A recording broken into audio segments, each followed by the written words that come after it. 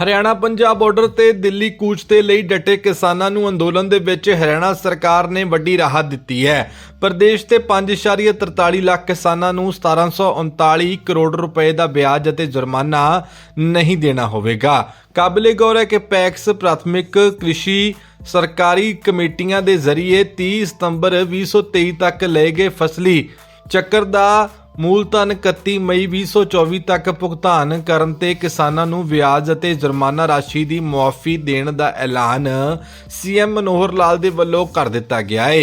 ਇਸ ਫੈਸਲੇ ਦੇ ਵਿੱਚ ਕਿਸਾਨ ਖਰੀਫ ਸੀਜ਼ਨ 2024 ਦੇ ਲਈ ਪੈਕਸ ਦੇ ਫਸਲੀ ऋण ਪ੍ਰਾਪਤ ਕਰਨ ਦੇ ਯੋਗ ਹੋਣਗੇ। ਪੈਕਸ ਦੇ ਫਸਲੀ ਚੱਕਰ ਕਿਸਾਨਾਂ ਦੀ ਸੰਖਿਆ ਲਗਭਗ 5,43,900 ਹੈ। उन्हां दे विच 2140 करोड़ रुपए का कर्ज सी।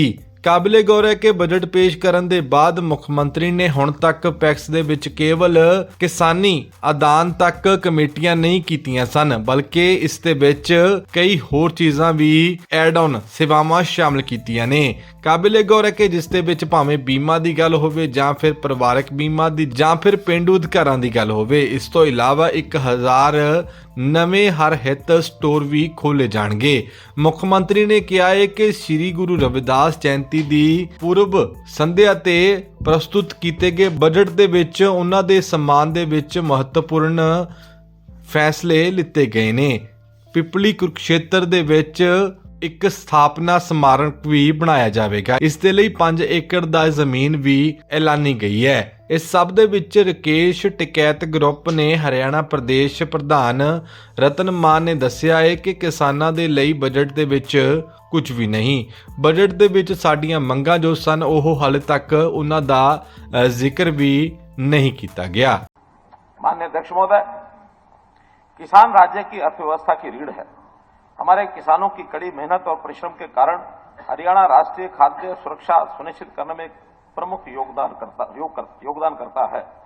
सरकार ने किसानों के लाभ के लिए कई कदम उठाए हैं, जिसके परिणाम स्वरूप 2023-24 में कृषि उत्पादन 8.1% की दर से बढ़ा है, जो कि देश में सर्वाधिक है। बीज, उर्वरक, बिजली जैसे इनपुट पर सब्सिडी और विभिन्न योजनाओं के तहत उत्पादन के लिए डीबीटी के माध्यम से सहायता प्रदान की जा रही है। मेरी फसल मेरा ब्यौरा के डिजिटल प्लेटफॉर्म को राज्य के किसानों द्वारा व्यापक रूप से अपनाया गया है। मुझे ये बताते हुए खुशी हो रही है कि मेरी फसल मेरा ब्यौरा हर सीजन में लगभग 10 लाख किसान अपनी फसल का विवरण उपलब्ध कराते हैं, जिससे सरकार को बाजार हस्तक्षेप के लिए रणनीति बनाने के लिए उपयोगी जानकारी मिलती है। हरियाणा के किसानों को उनकी उपज के लिए सुरक्षित कवच प्रदान किया गया है, चाहे वह खरीद के रूप में हो, मूल्य समर्थन के रूप में हो या फसल क्षति के मुआवजे के रूप में हो।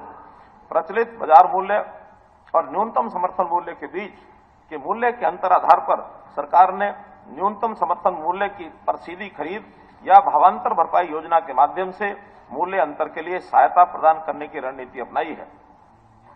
पिछले 3 वर्षों में सरकार ने न्यूनतम समर्थन मूल्य यानी एमएसपी पर 14 फसलों की खरीद की है और इसका भुगतान सीधे किसानों के खाते में किया है। सरकार ने खरीफ और रबी सीजन में 2023 में 29,876 करोड़ रुपए का भुगतान सीधे किसानों के खाते में जमा किया है। भावांतर सहायता की 178 करोड़ रुपए की राशि सीधे किसानों के खातों में डाली गई है।